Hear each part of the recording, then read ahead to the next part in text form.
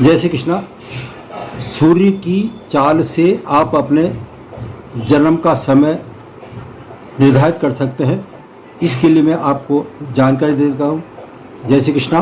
अधिक विलंब न करते हुए सूर्य से हम कैसे हमारा जन्म का समय जान सकते हैं, इसके बारे में बता रहा हूँ। जन्म कुंडली में 12 राशियाँ होती है और सूर्य भी प्रत्येक महीने एक राशि पे 30 दिन में, यानी कि 30 दिन में विचरण करता हुआ अगली राशि में प्रवेश करता है। तो ऐसे में एक राशि में एक सूर्य का विचरण और फिर दूसरे तो 12 राशियों में विचरण करने के कारण इसको 12 महीने तक समय लगता है।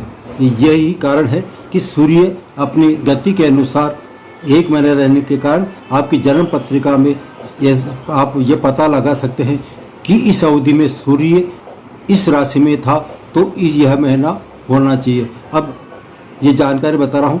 सूर्य यदि मेष राशि में आपको स्थित नजर आए, सूर्य मेष राशि में कब रहता है? ये रहता है आपके 14 अप्रैल से 13 मई के मध्य। तो आप समझ जाएंगे कि यह जब मेष राशि में सूर्य होगा तो 14 अप्रैल से लेकर 13 मई की अवधि का पीरियड आपके लिए हो सकता है। दूसरा आता है वृषभ राशि। जब सूर्य वृषभ राशि में प्रवेश करता है तो ऐसे में इसकी जो समय अवधि रहती है वो रहती है 14 मई से लेकर 13 जून के मध्य का समय। अब तीसरी जो राशि आती है मिथुन राशि। मिथुन राशि जो है आपके 14 जून से लेकर 13 जुलाई तक मिथुन राशि में सूर्य रहता है। नेक्स्ट जो आती है वो कर्क राशि। कर्क राशि में जब सूर्य स्थित होगा तो इस अवधि में वो 14 जुलाई से लेकर 13 अगस्त तक के बीच रहेगा।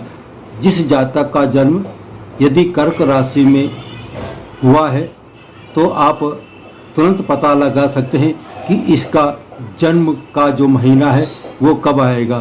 तो यदि कर्क राशि लिखा हुआ है तो आप सीधा अंदाज़ा लगा सकते हैं कि इसका 14 जुलाई से लेकर 13 अगस्त के मध्य इस जातक का जन्म हुआ होगा। अब सिंह राशि में यदि सूर्य गोचर करता है तो ये 14 अगस्त से लेकर 13 सितंबर तक की अवधि कहलाती है। नेक्स्ट आता है कन्या राशि। कन्या राशि में सूर्य 30 दिन तक जब विचरण करता है तो ऐसे में 14 सितंबर से लेकर 13 अक्टूबर तक की अवधि कहलाएगी। अब जब तुला राशि में जब सूर्य विचरण करेगा तब ये 14 अक्टूबर से 13 नवंबर का काल रहेगा। वृश्चिक राशि में जब आता है तो 14 नवंबर से लेकर 13 दिसंबर की अवधि में सूर्य वृश्चिक राशि में विचरण करता है। धनु राशि ये आती है आपके 14 दिसंबर से लेकर 13 जनवरी के मध्य। इसको हम मल मास के नाम से भी जानते हैं। 13 जनवरी के बाद में आप जानते हैं कि मकर राशि आती है तो मकर संक्रांति हम पर्व मनाते हैं। तो वो पर्व कब मनाते हैं? मकर संक्रांति में। ये कब आती है? पहले 14 जनवरी को आती थी और 13 फरवरी तक रहती है, लेकिन अब समय गणना के अनुसार 15 जनवरी को आने लगी है। ऐसे में एक दिन का अंतर हो सकता है, लेकिन इससे आप ज्ञात कर सकते हैं कि सूर्य के जिस राशि में विचरण करता है उससे आप उसका महीना तुरंत लगा सकते हैं। अब ये धनु के बाद में आती है मकर राशि। तो मकर राशि में ये 14 जनवरी से 13 फरवरी के मध्य का जो समय रहता है वो मकर राशि का कहलाता है। उसके बाद में कुंभ राशि जो आती है, कुंभ राशि में 14 फरवरी से लेकर 13 मार्च तक की जो अवधि रहेगी वो आपके कुंभ राशि कहलाती है। इसके बाद में मीन राशि आती है। मीन राशि को भी हम मल मास के नाम से जानते हैं और इस मल मास की अवधि में शुभ कार्य वर्जित कहे गए हैं, लेकिन समय परिस्थिति के अनुसार आजकल के पंडित लोग इस मीन राशि के जो मल मास है उसको भी टालते नहीं हैं। उसका परिणाम खराब ही निकलता है। लेकिन अब हमारी चर्चा थी कि जन्म का समय किस तरह से ज्ञात किया जाए। यह मीन राशि का जो सूर्य गोचर करेगा तो ये 14 मार्च से लेकर 13 अप्रैल तक का जो समय रहेगा वो मीन राशि में कहलाता है। अब ये तो वह महीना हम कैसे ज्ञात कर सकते हैं, अब समय कैसे ज्ञात कर सकते हैं। घड़ी की सुई में आप जानते हो 24 घंटे में दिन और रात मिलाकर 12 घंटे दिन के लगभग और 12 ही रात के, इस तरह से 24 घंटे होते हैं। 24 घंटे में सूर्य जिस तरह से गोचर करता है, यानी कि गोचर का मतलब सूर्य उदय काल से लेकर सूर्य अस्त तक का जो अवधि रहती है वो होती है लगभग 12 घंटे। और वही फिर उसके बाद में जब रात्रि का समय आता है तो रात्रि के में चंद्रमा रहता है। तो फॉर एग्जांपल यदि सूर्य 6 बजे उदय होता है तो दूसरे दिन वापस वो 6 बजे में होगा। इस अवधि में दिन भी आता है और रात भी आते हैं। तो इसमें जो हम डिवाइडेड करेंगे उसी से आपका जन्म समय हम ज्ञात कर सकते हैं। वो कैसे, यदि आपका जन्म होता है, लग्न आता है और उसमें लग्न में सूर्य स्थित हो, जैसे आपकी जन्म पत्रिका बनती है और लग्न में सूर्य स्थित होगा, तो आप तुरंत अंदाज़ा लगा सकते हैं कि ये सुबह 6 बजे से लेकर सुबह का 8 बजे तक की मध्य की अवधि में आपका इसका जन्म हुआ है।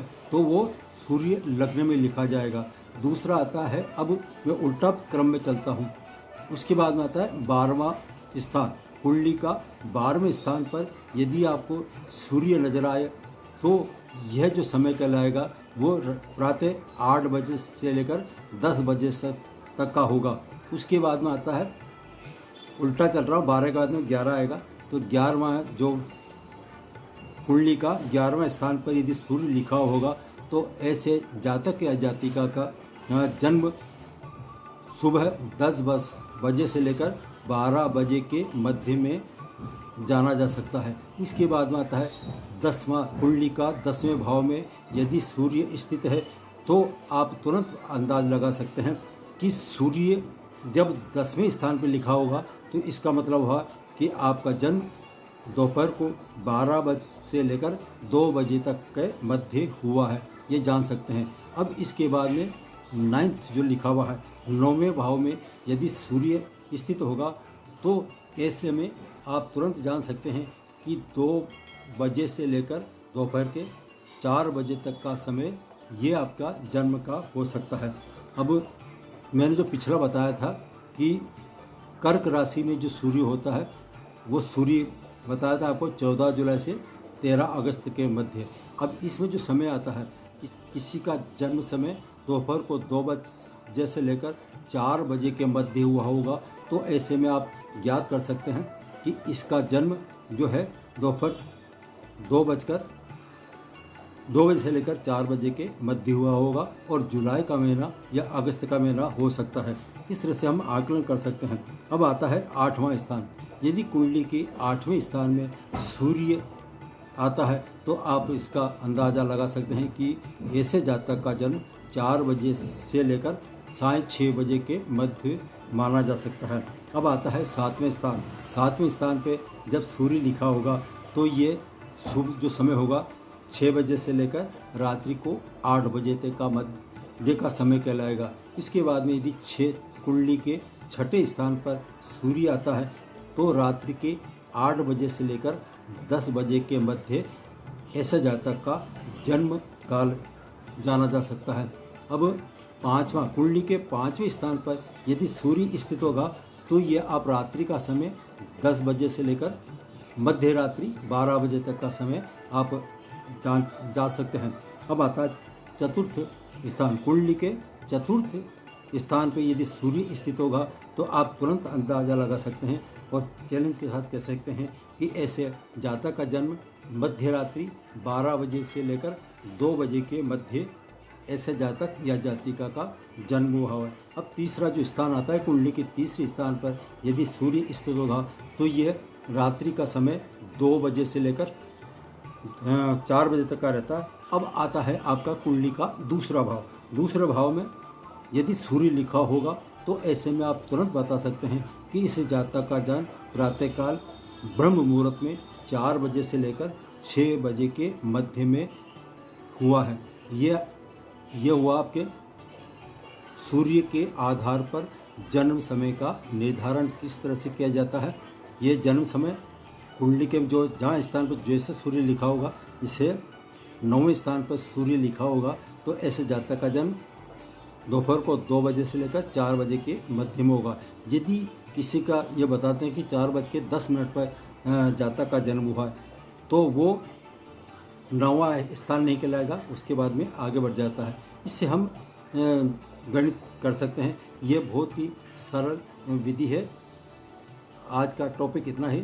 आज मैं अपनी वाणी को विराम देता हूँ। इससे आप तुरंत अंदाज पता लगा सकते हैं कि इस जन्म का समय और जन्म का महीना किस तरह से। यदि किसी की जन्म पत्री खंडित हो जाती है, तो आप तुरंत अंदाज़ा लगा सकते हैं कि साहब इसका जन्म इस अवधि में हुआ होगा।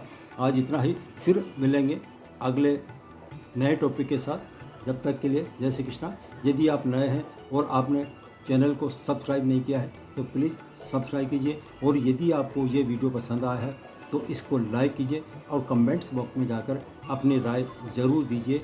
जय श्री कृष्ण।